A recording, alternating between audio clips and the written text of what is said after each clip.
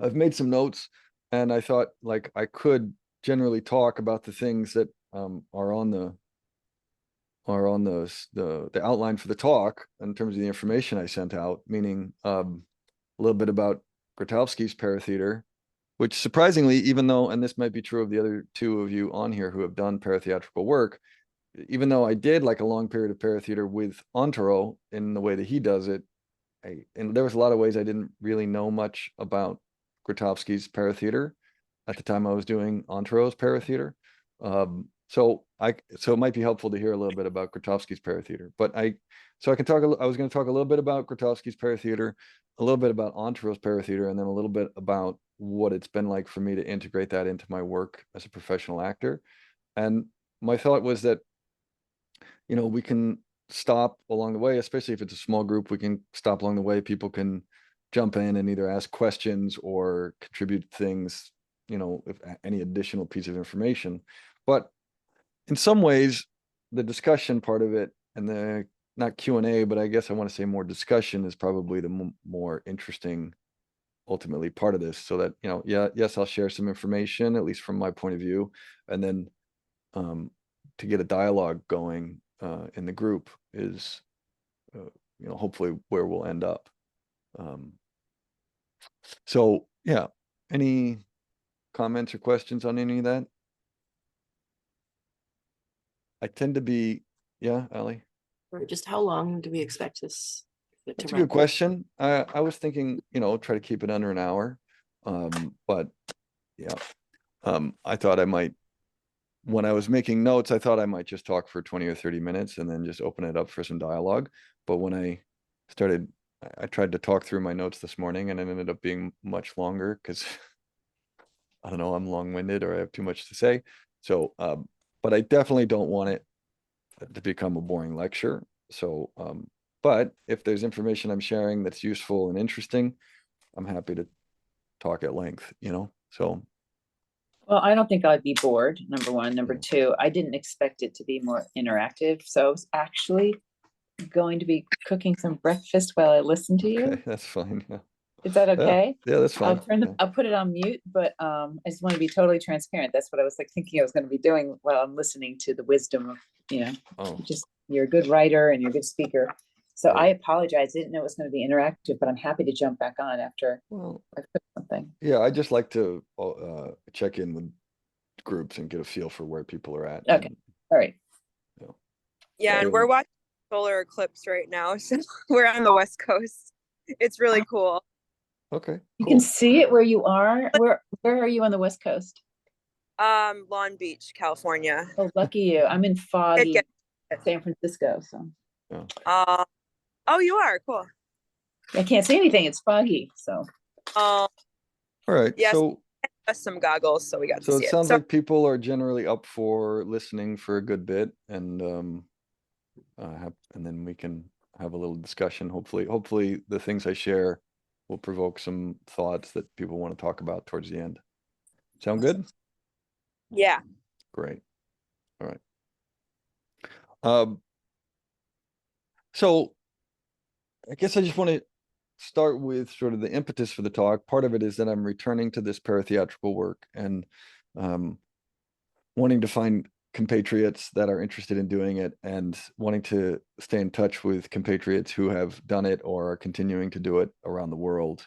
I did it with a little bit with Robin, with Marianne here on the call, but with Antero Ali, who is a Finnish-born theater artist, and among other things, astrologer and other things, author, we worked together. I worked with him in Berkeley, California for 5 or 6 years, and he's since moved to Portland. He's currently kind of in this glorious final chapter of his life with Hodgkin's lymphoma, excuse me. And so it's a period of time where a lot of people are coming out of the woodwork who have worked with him, who are passionate about the work and are interested in carrying it forward. So I thought it would be a good time to do a talk like this, to share what my experience of the work was and how I use it as an actor, but also to, because I am a bit of a scholar too, you know, I have an MFA in acting. I have a PhD where I studied the overlap between spiritual and transformative practices and acting techniques. And it was funded by the Esalen Institute to some degree. So like, I want to talk about how his work maybe connects to a longer conversation of actor training and acting technique as well. So to start off, a little bit about Grotowski's life and Paratheatre. For those of you who aren't familiar with him, he was a Polish theater director born in Poland in the early part of the 20th century. And he went through several phases of work throughout his life, Paratheatre being only one short period of time between 1969 and 1976. And even though he later left that work, he integrated what he learned there into each subsequent phase of his work. So I'll just say his early life, you know, he trained as an actor first in Poland and then went to Russia to train as a director at the, this was kind of second generation at the Moscow Arts Theater. So there were still people there who had worked with Stanislavski. At the time, the government was different. And so there were certain elements of the history of Stanislavski and the productions that he had there that were not available for public consumption for political reasons. And but he was able to kind of sneak about, as it were, with a little bit of help and research Meyerhold and some of these other artists that were contemporaries, teachers, acting teachers and directors at that time. So he considered himself very much in the lineage of Stanislavski. And Stanislavski's sort of famously, his final phase of work was what he called working on physical actions. So he focused more on physical actions than, let's say, emotional memory or affective memory, as they call it in the acting world. So if you look at that, if you think of Grotowski sort of in that lineage, he sort of began with where Stanislavski left off with physical actions and built on that quite significantly, I would say. So there was an early period of his work when after he trained as a director, he went back to Poland and he was, the first period of his work was called Theater of Productions, which is most of the production work that he was famous for, including probably most famously Acropolis, The Constant Prince, and Apocalypsis Configuris. So he used a lot of like Latin phrases and that sort of thing in his work. So on all of those eventually toured around the world and garnered him a lot of international fame and were the things that had a major, major impact on America, among other places. But pretty soon after that, it was in 1969, about 1968, I think, where he said, basically, I'm leaving theater. I'm going to stop doing theater. I'm going to do this stuff called Paratheatre. And he wanted to meaning either beyond theater or alongside of theater. And he kind of retreated into the woods with his troupe for a period of years. And they did sometimes all night or multi-night ritual. They would work outside. They were doing a series of exercises to encounter, deeper encounters with the self, having stripped away the need for public performance. They deeper encounters with each other and with the natural environment. And in a lot of ways, the way he lived and the way he worked with his people was somewhat monastic in the simplicity of it. It was never about money or commercialism. Also, to be fair, he was working in Poland at a time when it was, I think, primarily we call it socialist, right? So it's this weird combination where he couldn't be overtly spiritual, but he couldn't, but also he was sort of taken care of in a lot of ways. He left that and he ended up going on to several other phases of work, including what he called the theater of sources and something he called objective drama, which we're not going to get into too much today. But the paratheatrical years, during those years, he not only was exploring ritual, but he also was exploring like inviting people into those rituals eventually, or how to create audience, how to include the audience, which is something I saw in Antro's work as well. Anyway, the two things I want to say about some of Grotowski's work before I want to talk about a couple of major contributions he made that I think are continuations through Antero's work, which are Grotowski, some people call it trans spirituality. So from a very early age, he was reading very widely spiritually and was very interested in everything from Ramana Maharshi to theosophy to all kinds of, and he had a lifelong relationship with India as well. So, but he was very interested in what could be gleaned about spiritual practice or reality that transcended any particular cultural context. He also had this thing that people often call the hidden agenda, which was early in his theatrical work. He always had this hidden agenda, which was spiritual or transformational. And later in his work, it became less hidden and more overt. The Paratheatre being one obvious example of that. But he really believed that he wanted the artistic process and the transformational process, that he didn't just create a work and leave the individual and their evolution, their becoming behind. Like they had to be, he wanted them to be concurrent, or maybe that they actually are concurrent in reality, and he just was trying to find a way to really unleash that.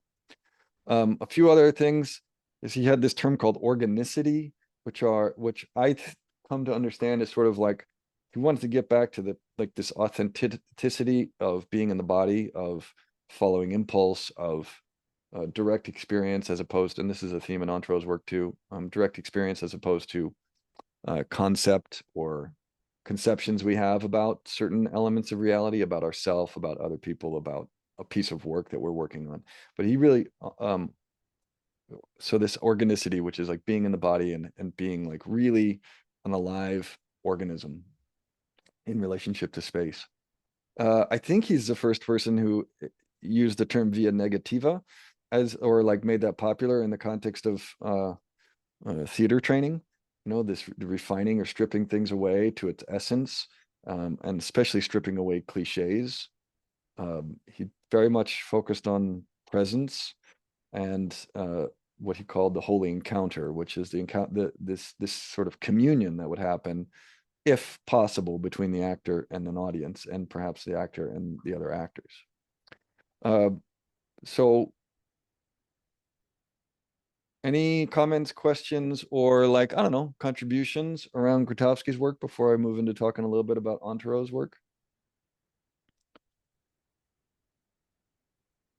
It's totally fine if not. When you mentioned involvement of the audience, that kind of perks something up. How is that?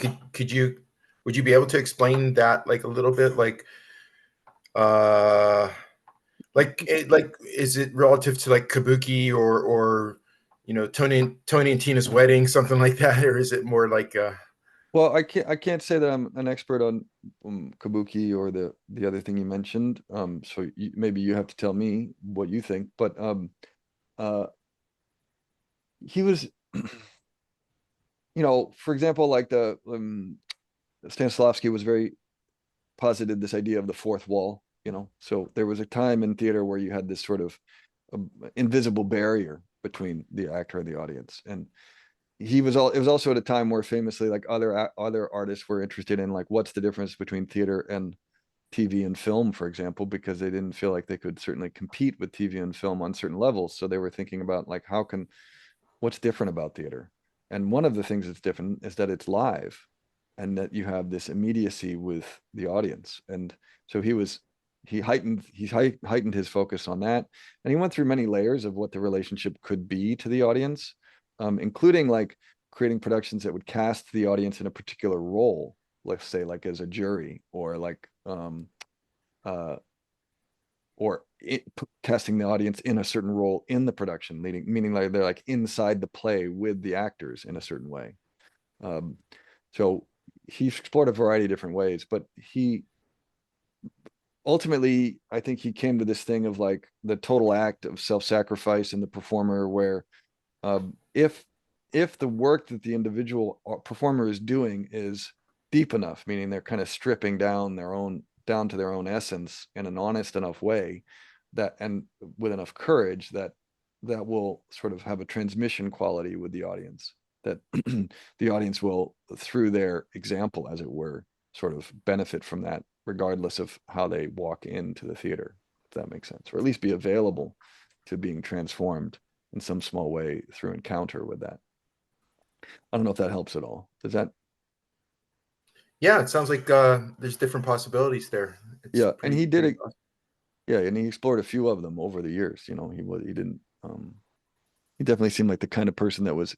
He called his theater the Polish Laboratory Theater, and there was very much an experiment, an endless experimentation kind of quality to it.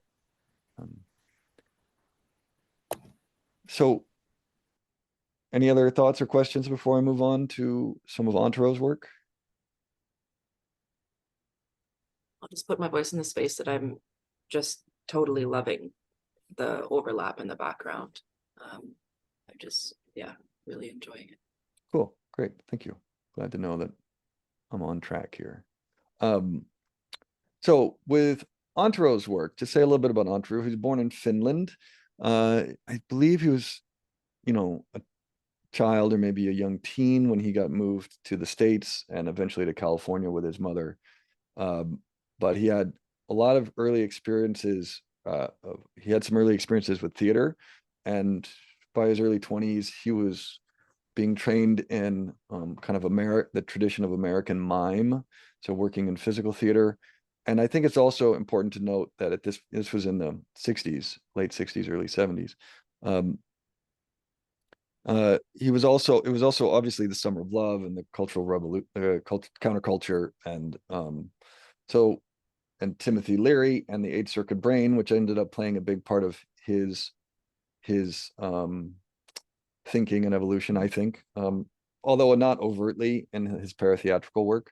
I think the fact that there was a period of time when Antero, during that period of time, if you think about it in history, Antero was also partaking in a lot of enthenogenic type experiences and opening up those upper circuits, as it were, or these sort of realms of consciousness that you might call transpersonal through that medium or that method.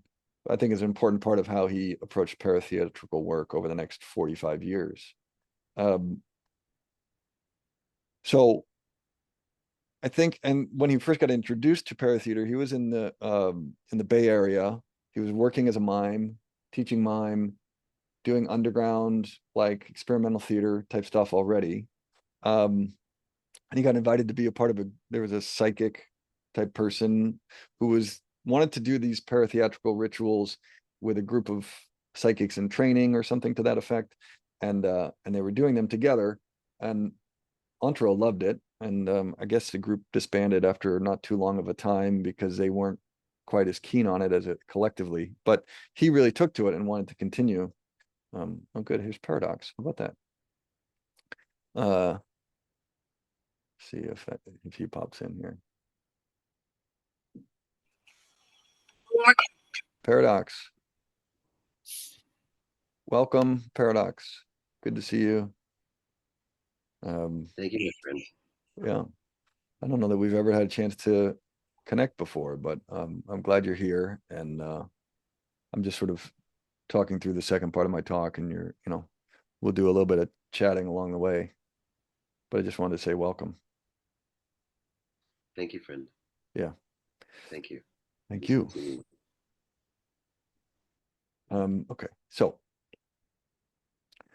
Antero was interested in this work, and also during that time he was working with the psychics group. The leader of the group took them to watch a production of Grotowski's. I guess it was just a video document of Grotowski's kind of very famous production, Apocalypsis Configuris. And Antero, even though it's in Polish, and this happened with people all over the planet who watched this production, they didn't understand the language.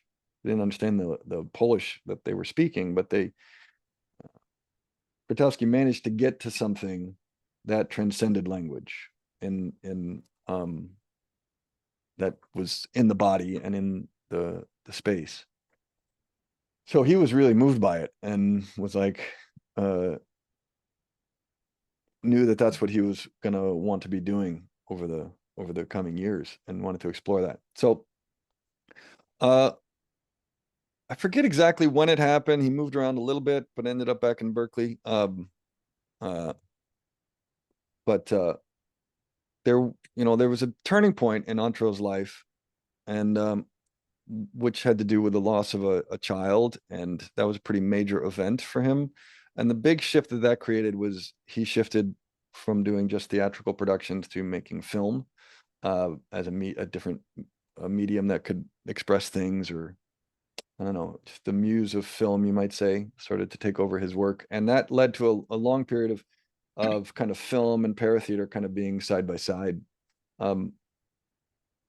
He explored a lot of different things in the labs that he did. Some of the more interesting were the Crux lab, which is where each participant was exploring basically what's the crux or the cross that they're nailed to at the center of their own being. What is it they're living for? I think that was a pretty pivotal period of work for him. But I think other relevant labs, and some of these I did with him, were Ancestors labs, were Song as Vehicle lab, were the Dream Body labs, where he explored the dream body and the earth body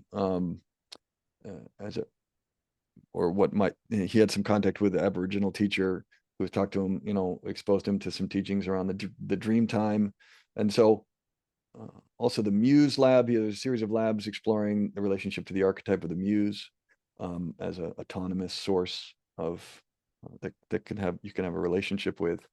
And most of these were done without public audience. These were paratheatrical, meaning almost basically theater ritual or ritualized theater in an open space, movement and sound, occasionally words, but very rarely, and yet exploring some of these deeper topics and issues. Eventually, about I think 10 or 12 years ago, maybe 15 now, moved to Portland, where he continued to do paratheatrical experiments, but returned to actually producing some experimental theater. And it went through some phases of like, how do I bring ritual that we were doing privately with groups more back into the public sphere in some way, and had a variety of experiments with that, and also did a few films. And now, God bless him, I just have so much admiration for this guy in his final chapter. It's been amazing to watch over the last year after his diagnosis, to see what a lifetime of spiritual practice, and who knows, maybe multiple lifetimes, many lifetimes of spiritual practice have led to kind of the grace and the freedom of fear and the creative flowering of this last chapter of his life. He's written, I think, 2, maybe 3 books. He created, and since he's been diagnosed and only given a few months to live, he wrote and shot another feature film and had the premiere of it in September. He's written music and poetry and other creative projects, a memoir, all in this last year of his life. It's really, I've never seen anything quite like it, to see. Usually we see people sort of rise to a certain point of productivity in life and then fade off. And it's been a blessing just to witness this continual flowering, even up to the very end. It's pretty extraordinary to watch, and it continues. So that's a little bit about Antro's work. It's a very cursory overview, and I'll pause again to see if anybody has any thoughts or questions before we move on. So many thoughts, but yeah. Yeah. We don't have all day. Well, give me one. I mean, in terms of my own experience with the work and its impact on just me as a person and as a performer, I'm not an actor, but I'm you've acted in a few of his films, though. Yeah, but I mean, I'm more of a singer, more of a musician person, and I guess dancer or whatever on a good day. And the opportunity to understand my vehicle as just a person, who, just really figuring out who I was in a space or in a performance or anything. It was just so empowering and grounding and deeply transformative, in that it suddenly you go beyond performing you're more of a conduit for your experience in that moment. And it's such a shift for the audience and also just for the performance that's been a really huge takeaway for me with that process, if that makes any sense. Yeah. I'm going to talk some more specifics about how I've sort of applied or adapted some of my experience in lab to working on stage. So I'd love to hear more about that as we go. Maybe how specifically you use the tools, if you did, or if you just let it affect you from the Paratheatre. Would you say you use the tools specifically, or did you think you mostly just did the Paratheatre and then were transformed by it, and then you just go about your life and your creative process? I think both. Yeah. Both, certainly. And again, sort of reiterating what you had said about really just feeling like needing to get back into the work, Right. like, oh, I'm feeling like I'm somehow losing some of these connections to myself, Right. so we're, going back in and finding that. But I do feel like tools like No Form, especially, to carry that and to know that you've got that in your pocket to ground yourself and to stay present and to, sort of keep yourself focused in your performance is huge. I think it's a big deal because, I mean, almost all of us who have done the Paratheatre with Antero talk endlessly about No Form. And he talks about it as the crux of his approach. And he also, Lloyd Bricken, who did some films with Antero and worked with Antero, who also went on to work with Thomas Richards in Pontedero, Italy, which was the work center that, so Thomas was the sort of lineage holder, as it were. Grotowski consciously spent the last period of his life in a transmission type of relationship with Thomas Richards, intending for him to carry the work forward. And he did. And Lloyd went and worked with them, and Antero had conversations with Lloyd about that experience. And that was one thing that he said, like, of all the other experiments, paratheatrical experiments he knew around the world, he said that the one main difference was he didn't know anybody else using No Form, which to me strikes me as incredible because of how central that is to my experience of the work. For those of you who don't know, I'll say a little bit about that right now. No Form is a kind of a standing Zen style meditation posture, meaning it's just sort of an emptiness meditation. And he often would say it's sort of like a way of intimacy with the void, a practice of intimacy with the void, with that part of ourselves that is sort of getting closer and closer through the process of that standing meditation to being and doing just nothing, just being and doing nothing. That open, empty spaciousness that doesn't have any particular qualities, and that's like an innate part of our being, maybe even the deepest part of our being. And so we have this practice that we would use a physical expression of that energy or that lack of it, whatever. It's hard to talk about, but and then that would often punctuate the work at the beginning and end and periodically through the middle. So it became a real core technique to move in and out of all these other energies or explorations that we would have, to return to this emptiness and then go back out into exploring whatever energy we're working with. So I'll talk now a little bit about is there anybody else who wants to make a comment about Antero's, some of the just brief details I give on Antero's work before I move forward? Yeah, Marianne. Just very quick. For me, it was transformational to go into a space and work with others and not try to be influenced by others and really stay in my own work. Yeah. Because growing up as a people pleaser and a codependent and stuff, I always find myself trying to feed into everybody else's process. And so it was such a gift to actually be like, no, I'm doing this work with myself and the powers that be in the universe versus trying to please other people. And that really translated into my work on film and stage, where I was able to transmit energies that came from the writing of the author, or needing to use the audience as another character. But I wouldn't have been able to do any of that if I didn't have that play space where I could really start to find out, where do I begin and end, and how can I be used as a vessel to transmit stuff. Yeah. Awesome. Yeah, that one of the terms Antero uses to talk about that, and it does come from Grotowski, is this concept of verticality, which is or experience of verticality, which is the vertical line that goes, from above the top of the head down through the body, through the spinal column, and down through the bottom of the feet, and further below the feet into the earth. So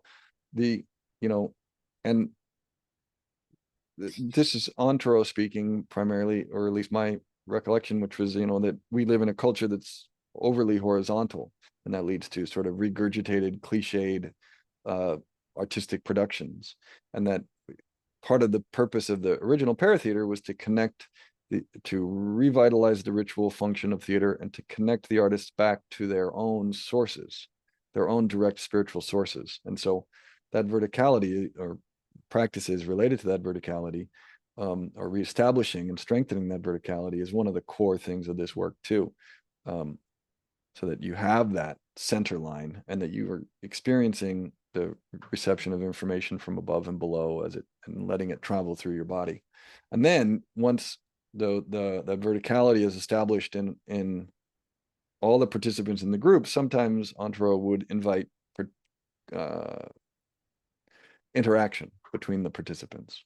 But usually there was a long period of this asocial intent, which is stripping away all the social constraints, and reestablishing that vertical connection for each of the parties involved, so that then when they start to relate to each other, they're all coming from a pretty full place, a pretty strong, centered place where they're coming from their own sources, and they're not abandoning that in the collaborative process. So it's kind of a high task to achieve, actually, consistently, at least in my experience. All right, so I'll say a few things about my experience, and then we'll just have a little discussion, just to give you a little background on me and where I come from with all this. I first got exposed to I had a great theater program in high school. I did a BFA in acting at the UC Santa Barbara, which was sort of a 3 years conservatory. After which I worked for this guy, Tony Robbins, and then I went to work for Ken Wilber, and worked at the Naropa Institute a little bit. Ken Wilber's sort of a spiritual integrative philosopher. And then I did my ACT I did my MFA at the American Conservatory Theater in San Francisco, and I lived and worked in San Francisco, and worked in the Bay Area in theater, while I was also doing a PhD exploring the overlap between spiritual practices and acting techniques, and mostly through interviews with working actors who had like extensive transformative practices of various kinds. And that could be anything from transcendental meditation to therapy to Reiki and energy work to, Paratheatre, or like all kinds of different transformational type processes. I worked with Antero towards the end of that time. Then I was in or in the Bay Area, and then I led some labs or did some like self-directed labs in San Francisco and then in LA during that time, or towards the end of that time. But then I took off about 10 years of leading labs.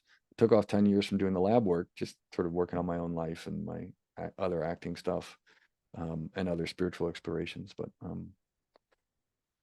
anyway, so now I'm in New York for the last couple of years, about most of the year. And then and I had about 10 years there, or 10 or 12 years, where I worked pretty consistently, maybe let's say 3 productions a year, professional theatrical productions, and then a handful of whatever commercials and small TV and small independent films or whatever. But most of my professional experience has been working in live professional theater. And so, and it was a pretty rich time during those years in Berkeley and for the period after. And I was using a lot of I had been really impacted by the Paratheatre work, and I was using a lot of those techniques. So no form so I'm just going to go through a couple of the techniques and how I used them. No form, obviously, the biggest benefit is to get the ego and the will out of the way, so that I can be receptive to energies larger than myself. And that I don't, I think, what's her name? The woman who wrote Big Magic, I think, touches on this this idea of genius, or a daemon, or something that's larger than us, or something outside of us that's actually sending information to us. But there's also, ways of just allowing the universe around me to inform what happens, rather than needing to make it up all in my own head. I think the other value of no form was discharging to prepare with receptivity and to discharge from energies afterwards. This comes up a lot with actors where they sort of carry the energy around with them all the time. So being able to use no form to empty myself out, to be more receptive, and to discharge after working with something has been hugely helpful. There's a couple of, we talked about verticality a little bit, the asocial intent that comes from Montrose paratheater work, which is in his work, you would come into the lab and you wouldn't, you don't, there's no need for social interactions. If you can take a break from all that, you don't have to socialize, you don't have to have the social mask on, none of the social pressures. And so you can just focus on the work. I found this somehow odd when I go back into the professional world and I go into rehearsal or performance, and I find myself being sort of asocial, and sometimes that's more or less accepted, but I find that it's really good for me. And then often after the rehearsal or the performance, I can sort of be social a little bit more, but it's really helpful for me to go in and be like, drop all the social pressure and really start to go internal to establish that verticality and prepare for the performance. The polarities work, we did a lot of processes with polarities where you're using opposites. You designate the space as opposites, standing in no form, and travel in and out of the two different opposite sides. I can say so much about how polarities deepen my, I guess you'd call it gnosis or knowledge of just qualities that are in the world, many of them transpersonal qualities or archetypal qualities, so that when I come across them in a piece of work, piece of material, or a character, it's like my availability to it isn't based on my conceptions of that, based on some book I read. It's based on my experience of that quality in my own life and in my body and in the world around me. And that becomes present to me through doing this work. Like I'm made present to it by doing this physical work. Gosh, I have so much I could say about this, but I'm only going to try to say 2 or 3 more. 3 labs in particular: the Ancestors Lab, the Dream Body, Earth Body Lab, and the Muses Lab. All 3 of those had profound impacts on me, how I relate to myself, how I relate to any piece of material I come across. The dreaming and the muses, I think, maybe in particular, because anything that gets an artist into this state of like stimulating their imagination is incredibly valuable, especially for an actor, I think. And the relationship to a muse, of course, becomes this, I couldn't even begin to talk about that relation, like how much I learned from that process of how to relate to this archetype of the muse and how that feeds me as an artist and how to make sure I cultivate that in a healthy way. I guess I'll say also about the Dreaming Lab is, and I think some nature of this work is that it's almost like, Antro talks a lot about trance, breaking trance, and also consciously sort of invoking trance, meaning being able to consciously put myself into sort of altered states. And it's sort of, there's sort of a shamanic element, I think, to it. And it's a technique that allows for that sort of, I don't know, you could call it almost a shamanic technique that you could apply as an actor, of allowing myself to step in and be taken over by a character or by a play and then step out of it. I have a lot to say about altered states and the whole 8-circuit brain thing and how it applies to acting, but maybe we'll do that some other time.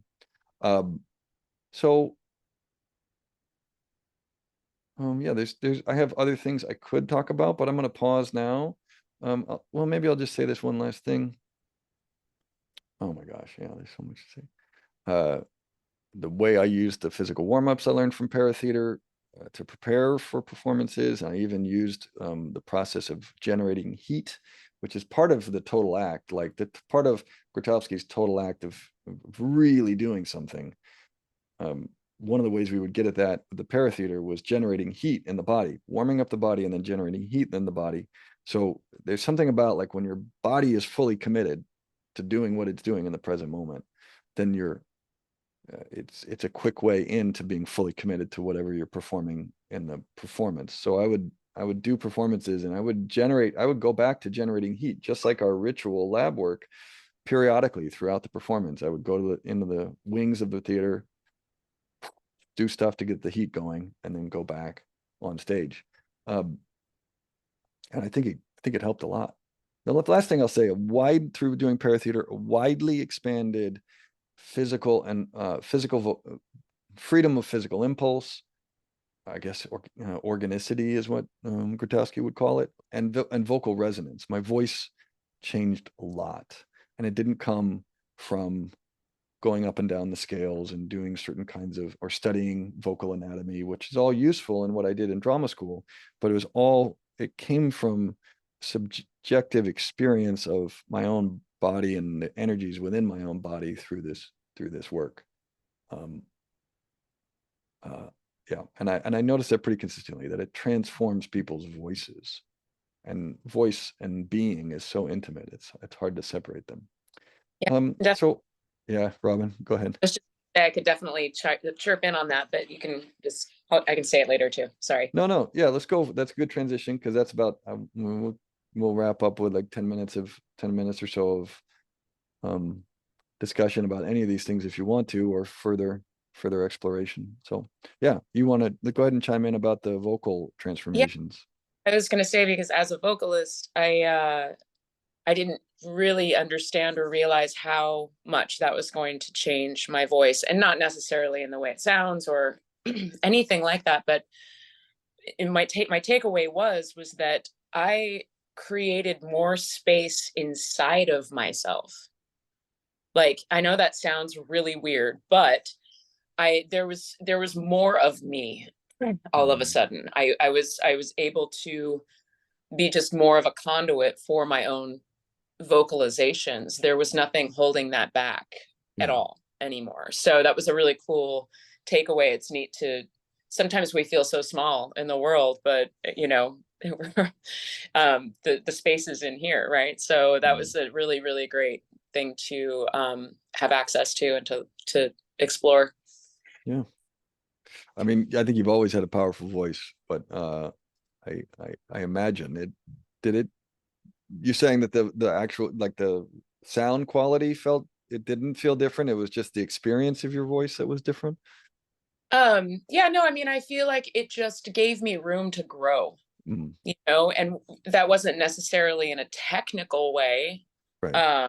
But it was definitely in more of an emotional way, and then also to just, like, again, finding more space within myself to be super resonant, or to be quiet, or to be, to be loud, or it really just sort of broadened my own access to my body and to my voice. Yeah.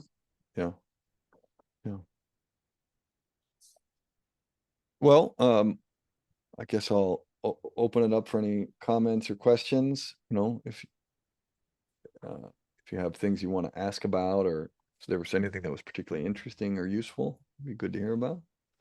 Caitlin, you guys are still there, although I know your reception wasn't great. Marianne, were there other ways that you wanted to share about how you applied the work, or? Sorry, hands full here. That's all right. No, we can come back to you. Yeah, do you mind? Because I really do want to participate. Yeah, we'll come back. Yeah. Okay. Oops, someone said sorry. Okay. That was Caitlin, I think, is saying she doesn't have the connection that she needs to participate either. Well, so if there aren't a lot of comments or questions, I can leave it with a couple of things. One is go check out Antro's books. He's been very good about not needing or not wanting even to, unlike Grotowski, have to be anybody's guru to transmit things. He resists that.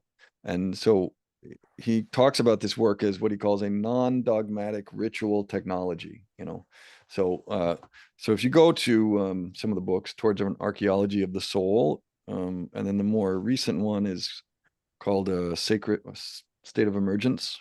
And then he has a book called Sacred Rites that's also about his personal journals doing this work.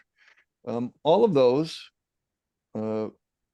contain exercises that you can do anywhere. It's it tends to be a little harder to do it without a facilitator, or tends to take a pretty high level of commitment. But there is, for example, one gentleman who came out of the woodwork recently who's been doing paratheatrical work, mostly solo, and then now he's starting to work with groups in Brazil for like the last 17 years, and apparently traveled to work with Antro and kind of blew his mind at how much progress this guy had made entirely on his own. So some of these techniques can be explored by a committed individual.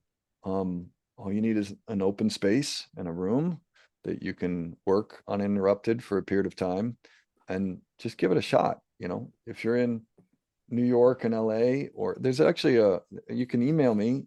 There is a bit of a network of people who are leading these paratheatrical labs around the world and are attempting to take what they received from Antro and explore it further in their own way. So I'm doing one here in 2 weeks, starting in New York for a month. We'll be working every Monday for a month. And the focus there is going to be calling it a totems lab. So we're going to work with exploring our relationship to animals as autonomous sources of energy and potentially spiritual guidance. And we'll see where that takes us. There's a lot of mumbo jumbo out there about that, and cliches, I think, but I think we're going to try to explore what our relationship is to animals and as sources of energy, and see what happens. But like I said, there are people elsewhere. I believe there's one woman in Berlin doing a lab right now. There's somebody in Portland doing a lab right now. I've led one or two in Ojai. There's this guy in Brazil doing a few. Oh, there's another Jeffrey Fish is doing them in I think Tennessee or something. So that it's actually oddly more available than it ever has been. And like I said, you can always do it by yourself. If you or even if you just find one or two other committed people, you can try an exploration of it using the books. Yeah. Have you ever done an online version? Oh, sorry. Go ahead. No, I've never done an online version, but let me come back. Ali? I'm just wondering. Oh, sorry. You want to go by Hoji? I'm just going by. That's fine. Okay. The one that you're doing in New York, if I had friends that weren't actors but were interested in like totem work, would it be appropriate to send yours? Yes, I think yes. Antro, I tend to focus more on actors because that's what my world is, you know what I mean? But we've certainly had people join us who weren't actors, and that were either artists of other kinds or just were interested in the transformational element of the work on its own. That's kind of the piece, is just people that they're like Ken Wilber geeks 10 years ago, and doing if they're interested in doing and exploring this sort of work from just a purely transformational point of view. I will say that it tends to lead people towards the experiences tend to lead people towards creative projects, in my experience, but okay. Yeah, there tends to be a side effect in that regard. Cool. Caitlin, did you have something you wanted to say or ask? No, it's just really fascinating learning the background of it, and I hadn't heard of it before, so thank you so much. And unfortunately, I do live in New York, but I do have an acting class on Mondays. I wish I could take the workshop, though. It sounds super cool. Some other time. Yeah. How did you? Oh, that's right. Sky gave you the information. So I'm glad you emailed, or else I wouldn't have remembered. Have you seen her show? The show she's in right now? No, we're gonna see it when we come back. I'm excited to see it. Yeah. Did you see it? I haven't seen it yet, but she sent me an invite recently, so I'm hoping to catch it before it closes. Cool. Yeah. All right. Well, we're about at the end of the hour. Is there anybody else who wants to say anything before Robin's going to say something? I was going to say something. Oh, sure. Robin and then Marianne. Oh, no, I was going to say I got to kind of pop off here or leave momentarily. And I want to thank everybody. Thank you, James. Yeah, sure. Good to see you. Great to see you too. I'm excited to continue this discussion. Yeah. I love you. I'm sending a big hug across the universe to you. Yeah. And Cheers. Bye. see you. Ciao. Marianne, did you want to say something before Yeah. we wrap? Yeah, definitely. So you're open to an online version and also maybe a week intensive? Yeah, I'm open. Yeah, like a weekend. Yeah, that's also possible. Like if somebody wants to do like a weekend intensive or potentially a little bit longer, like I've done. Antero started leading like 2-day. He had like a schedule, like a workshop schedule that he did for newcomers to the work to like introduce them to all the techniques, and he shared that with the other facilitators who are trying to offer it. So there's like a 2-day workshop type thing that could work. Yeah. So if somebody wants to work, like there's a group that wants to work, I'm open to having conversations, and maybe some of the other facilitators are open to going somewhere to do one.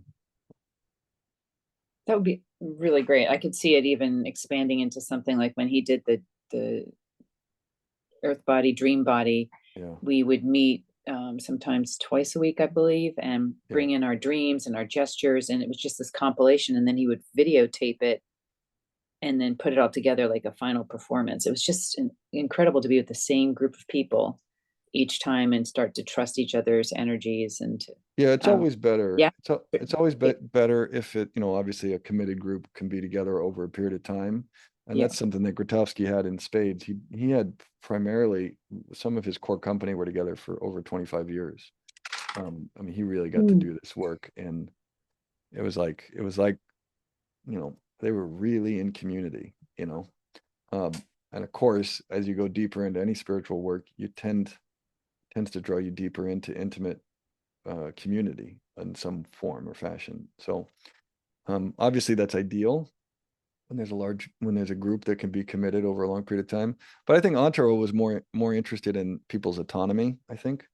He was very, very committed to individual autonomy, which is built into the nature of the way he did the work and the way he shared the work. He just always he respected the individual autonomy at a high degree, so that when people came together, there was still they were maintaining their autonomy in their collection. So anyway, yeah, happy to talk about like weekend stuff if somebody wants to do that. And it's Caitlin, I heard it looked like you said you were possibly interested in a 2-day thing if it happens. Yeah, like if Friday, Saturday would be possible, that would be awesome. Yeah, we'll see what's coming down the pipe, but it's good to hear what people are interested in.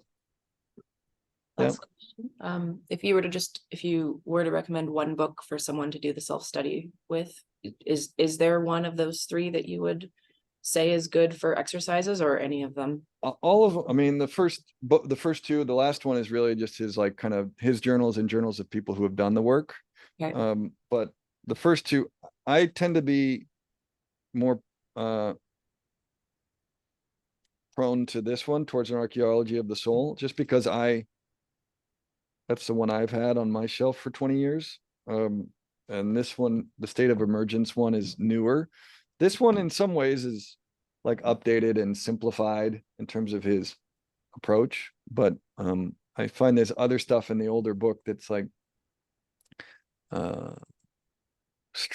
interesting, and like it's a little more disjointed. It's not quite as organized, and I think kind of like that. But okay. And exercises, you said there's both of these are really workbooks, especially the first one. It's called a paratheatrical workbook. So pretty much the whole book is not theory, it's like explanation of tasks and exercises. Along those lines, similarly, he has a book on the 8th circuit brain, which is like the Timothy Leary model of consciousness, and there are same kind of thing. It's very experiential, so there's like a little bit of like conceptual background, and then there's like these little mini, I guess you could call them mini personal rituals or exercises that you can do, and I think those are very much in alignment with the paratheatrical methods as well.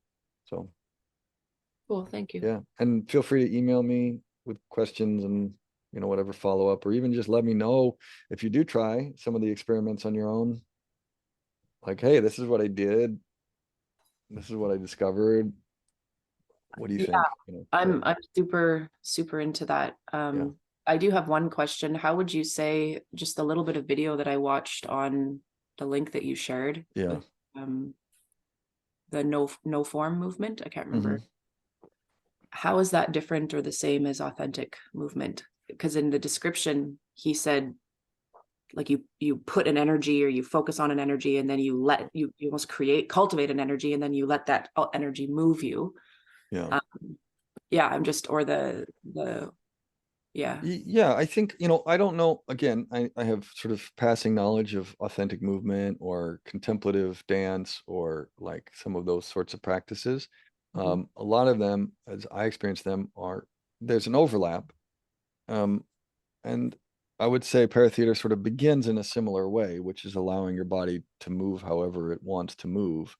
The difference is that this idea of conscious projection, where you're kind of designating or invoking like an entire space with a certain energy on intentionally projecting that energy into the space, and then moving into the space. The direction is usually as you move out of no form into the space that you let your body sort of absorb the energy and then like let it start to move you. And it often starts kind of small. You're just sort of like, sometimes it's big and eruptive, but sometimes it's just like some little thing is happening and you're just allowing your body to do it. And eventually it carries you as it develops into a fuller and fuller expression, and something will kind of crystallize and then dissolve and then crystallize into something else and dissolve. And all of that will happen as you move through this space, whatever you've designated for a particular energy, and then you'll step out of it. So I don't know any other techniques where, I guess some Michael Chekhov stuff, working with atmospheres and some other stuff like that. But I've never worked with anything like this where you would consciously, intentionally, you know, bring certain energies in. And some of them can be personal energies. You know, you could work with simple things like honesty and dishonesty as a polarity, or you could work with, you could start to work with also more elemental things like fire and water, or you can work with transpersonal things like chaos and order, or even or the archetype of the muses, you know. And I just don't know anybody that is working with that kind of process in that deep of a way through movement. It's just my experience, though. Cool. Yeah. This is this is great to be connected to all of this. Cool. All right. Yeah, James, I want to just thank you. This has been really incredible. I was not expecting this on a Saturday morning, sleeping in, and suddenly I'm glad I logged in, because I just got a crash course in an hour of something I kind of, it's really great when you get that missing thing that is out there and you just really want to know about it as much as possible. So you're teaching a workshop ongoing on Monday nights in New York? In New York, yeah, for yes. Like I think it's, I forget what it is, the exact dates. I have to look up the exact dates, but it's the end of October and first part of November. Yeah. I have actor friends in New York theater. Can I refer them to you? Just like send your email, or yes, that was part of the intention of this talk, is to create community. So yeah, if you have people out here that are interested in this kind of work, or or want to be in dialogue, I'm happy to connect with them. Oh, great. And then possibility of you coming out to the West Coast or something like that. Yeah. I've done a few in Ojai, and it tends to be a nice little place to get away for LA actors, and it's amazing. It's got a great vibe up there. So yeah. So it's funny, because as you were speaking, like immediately I dropped down. Best way I could describe it is like chakras. Like I felt like energy down lower in my body, and just from listening to about it, kind of immersing in the experience. I don't know why that happened, but solar plexus, below the solar plexus, just I felt like this center of gravity lowered in my body. It was just really a nice feeling. I didn't even have coffee yet, and it just, so you're saying like spiritual practices, like maybe like because I did 2-day Sufi workshops and like qigong and things like that, like those kind of shamanic kind of time-tested spiritual practices, I guess, would take on a creative venture, right? With this work is what I'm kind of feeling. Yeah, I think there often is a creative element to spiritual work anyway. I mean, I've led some work in relationship to, some people know Julia Cameron, like I've taken actors through the Artist Way books, various Artist Way books over the years, and my own experience with deepening spiritual practice is that, like, the more and more you start to listen to some sort of spiritual source and have a relationship with it, it's sort of like, oh, I start to get, and whether that's just a deeper part of yourself, it's like there's impulses there to create things, and they don't necessarily, maybe they're businesses or something else, but there's often when you go deep into subjectivity, there's an expressive kind of creative quality to our natures, maybe some more than others, but like, yes. So I mean, my interest is really finding a way to integrate spiritual practice into my acting work, and that's been my kind of obsession. But yeah, I think there is a lot of overlap. Some of it is completely natural, and some of it is what our intention is here. The voice, that was interesting hearing that comment about the voice, because that's always a key thing to get into your voice and drop your voice, because theater's all about using your voice and movement too. But is there specific things about that for the voice? Is it just all kind of channel into the voice eventually, or is there kind of a chanting practice or something like that? Well, that brings out there's a number of different elements of vocal work in the Paratheatre work as Antro developed it. His partner, who maybe unfairly I didn't mention, but he's had a compatriot in this work for a large portion of the time that he's been doing it, which is his wife, Sylvie, and she's primarily a singer, and she's developed some of her own work around embodied voice work, and they've been in collaboration. She's done almost all the music for his movies over the last 20 years, and so there's a strong vocal element to the work, including, like, if you look through the tools in the books, there are specific tools that are vocal elements, but I will say that my experience has been, even after all my actor training, like through this Grotowski inspired work, through the Paratheatre work, like I really came to what I think he also thought, which is that it starts with movement, and then, like, from the body's movement comes the voice. So, which has been really helpful for me. So it begins with movement, and then the vocal stuff starts to just come out of movement. And the freeing of the body and of impulses through the body, like, starts to free all these impulses through the voice as well. Wow, fantastic. That help? Yeah. Yeah. Well, to be continued, huh? Yeah. We can continue the conversation. Feel free to email me with questions, and hopefully we can find a time to connect and do some work together. All right, y'all. Thank you all for tuning in. It's really grateful to meet a few of you. Good to see some of my old friends. Bye, Caitlin. We're all hopping off. You're welcome. Nice to meet you. We'll see you in New York sometime. Allie, you're still up in what, Toronto or somewhere in Canada? I'm in Winnipeg. Winnipeg. All right. Well, I hope our paths cross sometime soon, but it's good to see you again. You too. All right. Have a great day, everybody. Great to meet you guys. Bye now.